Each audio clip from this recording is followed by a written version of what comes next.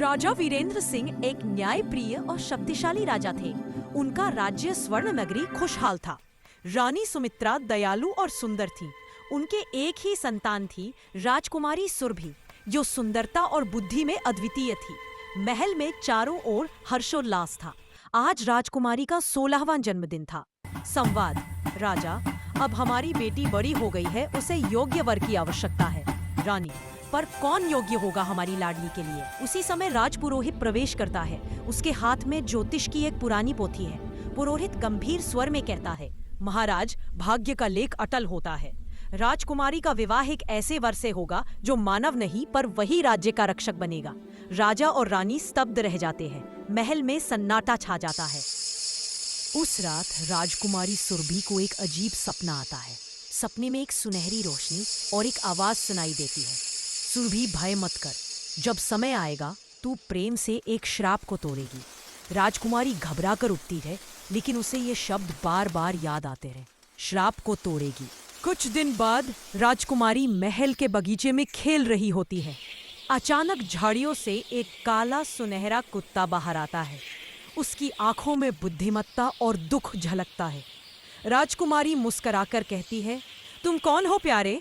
बहुत दिनों बाद कोई मुझे डराए बिना आया। कुत्ता धीरे से बोलता है, मेरा नाम वीरू है राजकुमारी। राजकुमारी चौंक जाती है, तुम बोल कैसे रहे हो? कुत्ता बस मुस्कुराता है और धीरे से चला जाता है। रानी सुमित्रा देखती है कि राजकुमारी हर दिन उस कुत्ते से मिलने जाती है। वह गुस्से में कहती है, एक राजकुमारी और एक जानवर की मित्रता, यह अनुचित है। लेकिन सुरभि दृढ़ आवाज में कहती है, माँ, वह अलग है, उसके अंदर कुछ खास है। रात को राजकुमारी के कमरे में देवी ललिता प्रकट होती है। देवी कहती है, सुरभि, वह कुत्ता वास्तव में श्रापित राजकुमार है। यदि तू प्रेम से उसका विवाह स्वीकार करेगी तो श्राप टूटेगा और राज्य में समृद्धि लौटेगी। सुरभि चुपचाप देवी के चरण छूती है और कहती है, मैं प्रेम से अपना वचन देती हूँ। राजकुमारी सब बात राजा को बताती है। राजा क्रोध में सिंहासन पर खड़े होकर गरजते हैं, क्या हमारी वंश परंपरा इतनी गिर जाएगी कि एक कुत्ते से विवाह किया जाए? परंतु रात को राज्य पर राक्षसी तूफान आता है।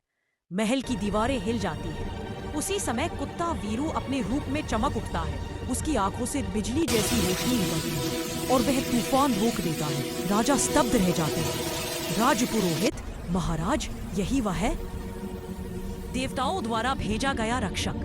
राजा विवश होकर विवाह की अनुमति देते हैं।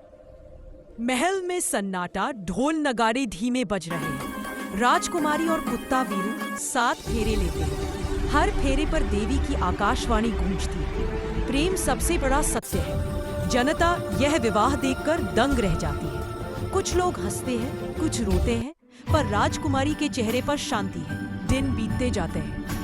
राजकुमारी वीरू के साथ रहने लगती है और धीरे धीरे उसे उससे सच्चा प्रेम होने लगता है।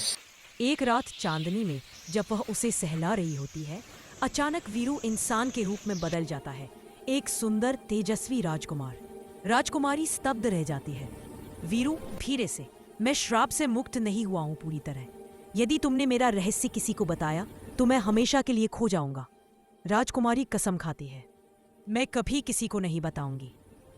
रानी सुमित्रा को एक दिन यह रहस्य पता चल जाता है। वह सोचती है कि उनकी बेटी को छल हुआ है। वह सैनिकों को आदेश देती है, उस दुष्ट जादूगर को पकड़ो, चाहे वह जानवर ही क्यों ना हो।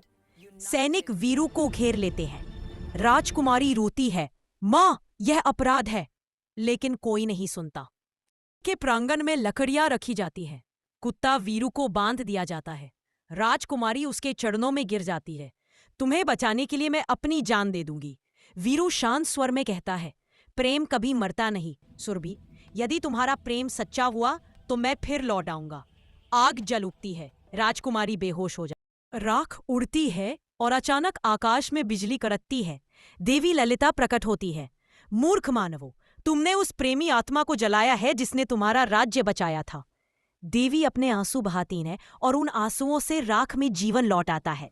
राख से एक प्रकाशमान राजकुमार प्रकट होता है, वीरू अपने असली रूप में।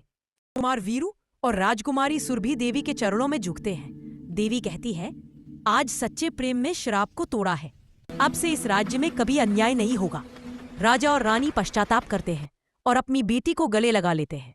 राज्य में घंटियां बजने लगती है और सब ओर आनंद छा जाता है।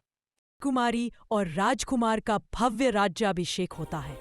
राजा घोषणा करते हैं, आज से इस राज्य में किसी प्राणी को उसके रूप से नहीं, उसके कर्म से आंका जाएगा। राज्य में प्रेम, न्याय और शांति की स्थापना होती है। राजकुमारी और वीरू का प्रेम अमर हो जाता है।